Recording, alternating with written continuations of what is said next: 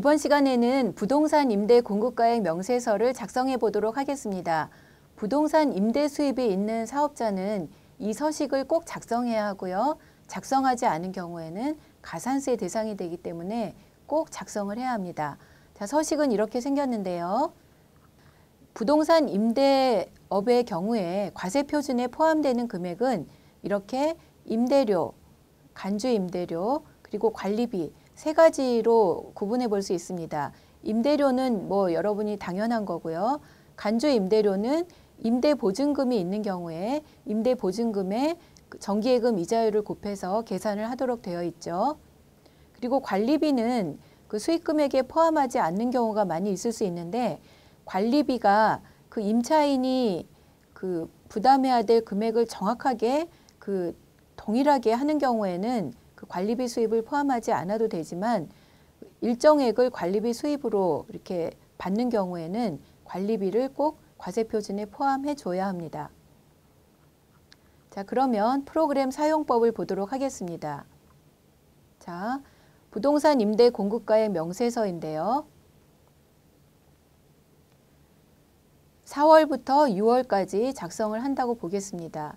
자, 처음에 지금 이거는 제가 미리 작성을 해 놓은 건데요. 처음에 4월부터 6월을 선택하면 이 부분이 비어 있습니다. 그래서 우리가 다 작성을 해와야 하는데 이 비어 있는 부분에서 이 2월 받기를 누르면 최근에 작성했던 과거 그 작성된 내용이 저장되어 있어서 이거를 2월 받아서 수정 사용할 수 있도록 되어 있습니다.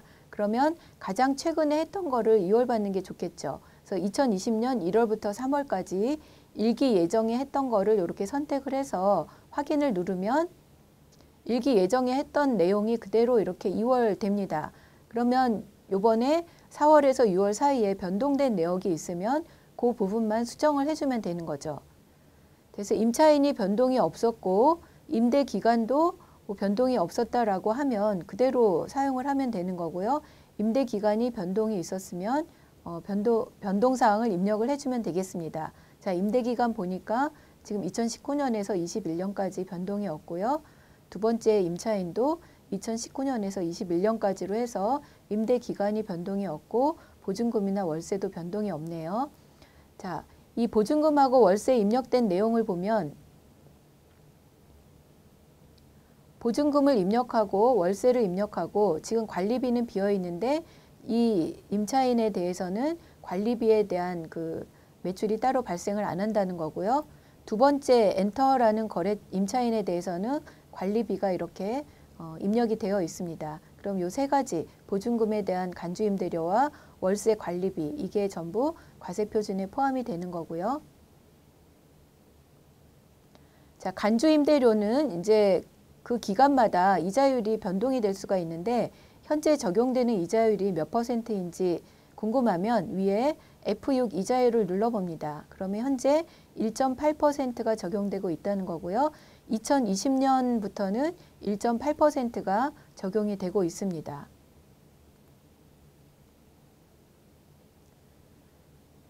자, 그러면 보증금에 대해서 이 두 번째 임차인이라고 보면 보증금 1,000만 원에 대해서 간주임대료가 44,754원이 계산이 됐는데 우측에 보면 91일이라고 되어 있습니다. 이 91일이라고 되는 것은 간주임대료를 계산한 기간인데요.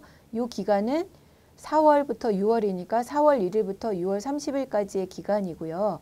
만약에 이 임차인이 임대기간이 4월 1일 이후에 개시됐다거나 6월 30일 이전에 종료됐다라고 하면 이 기간은 91일보다 줄어드는 기간이 되겠죠. 하지만 지금 4월부터 6월까지 계속 임차를 하고 있었기 때문에 91일 건설 이 임차인도 91일이 되어 있습니다. 그래서 보증금을 입력하면 이 간주임대료가 자동으로 다 입력이 되는 거고요. 이 월세 부분은 월세가 25만 원인데 4월부터 6월 3개월이니까 3을 곱해서 75만 원이 자동 계산돼 있고요. 그럼 우리가 세금 계산서도 이 건설주에 대해서는 75만 원이 그 매출 세금 계산서가 발행되어 있는지 확인을 해야 합니다. 엔터도 마찬가지로 월세가 73만 원이면 3개월 219만 원이 그 월세 세금 계산서랑 합계가 맞는지 보시고요. 자, 이렇게 해서 입력 사항이 다 확인이 됐으면 여기에서 우리가 해야 할 일은 월세나 관리비는 이미 세금 계산서가 입력이 되어 있는데 간주 임대료는 지금 이 서식에서 작성을 한 거고 간주 임대료도 과세 표준에 반영을 해야 하기 때문에 우리가 매출 매입 전표 입력에 이 간주 임대료를 입력을 해줘야 합니다. 그래서 간주 임대료 입력할 금액은 하단에 보면 간주 임대료 합계가 67,131원입니다. 이 두 회사의 두 임차인의 간주 임대료 합계가 67,131원이라서 이것이 공급가액으로 반영이 돼야 되기 때문에 이거를 매입 매출 전표에 입력을 해야 하는데, 자, 매입 매출 전표 입력에 가서 간주 임대료는 매출 그 유형을 건별로 입력을 해야 합니다. 왜냐하면 간주 임대료는 따로 뭐 세금 계산서를 발행하거나 뭐 카드나 현금 영수증 이런 걸 발행하는 게 아니기 때문에 정규 증빙이 없습니다. 이런 것은 유형을 건별로 하도록 되어 있기 때문에 유형은 14번 건별을 선택을 하고 품목은 간주 임대료를 입력한 후에 아까 67,314원이 공급가액에 올 수 있도록 이 부가세를 합한 금액을 공급가액에 입력을 해주면 이렇게 공급가액과 부가세로 자동으로 나누어서 입력이 됩니다. 공급처는 따로 입력을 해주지 않아도 되고요. 자, 분계는 꼭 혼합을 선택을 해야 하는데 그 이유는 이 공급가액에 대해서는 우리가 지금 분계를 할 필요가 없고 이 부가세에 대해서만 분계를 하기 때문입니다. 이 공급가액이 만약에 그 소득세나 법인세 신고할 때 수익금액에 포함이 되어야 된다고 하면 이 공급가액을 임대료 수입으로 분계를 해줘야 하지만 대부분의 경우에는 그 개인 사업자가 추계로 신고하는 경우 외에는 대부분 이 보증금이 건물가액보다 작은 경우가 대부분이기 때문에 이 공급가액은 수익금액에 포함되지 않는 경우가 많습니다. 그래서 수익금액에 포함되지 않는 경우라고 하면 분계 유형을 혼합으로 선택해서 하단의 분계는 부가세, 이 공급 간주 임대료의 부가세 부분만 차변의 세금과 공과로 분계를 해주시면 됩니다. 그래서 차변에는 세금과 공과, 그래서 간주 임대료로 6,731원만 분계를 하고 대변에는 부가세 예수금 6,731원 이렇게 분계를 해주시면 됩니다. 이렇게 입력을 하고 나면 이제 신고서에 반영되는 것을 살펴보겠습니다.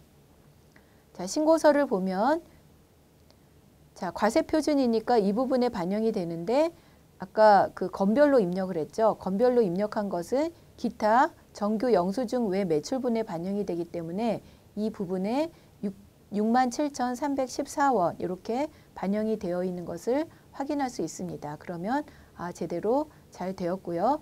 그 월세나 관리비 부분은 세금 계산서 발급분 이 부분에 다 포함이 되어 있어야 되겠죠. 자, 이렇게 확인이 끝나면 부동산 임대 공급가액 명세서가 잘 작성이 된 것입니다. 수고하셨습니다.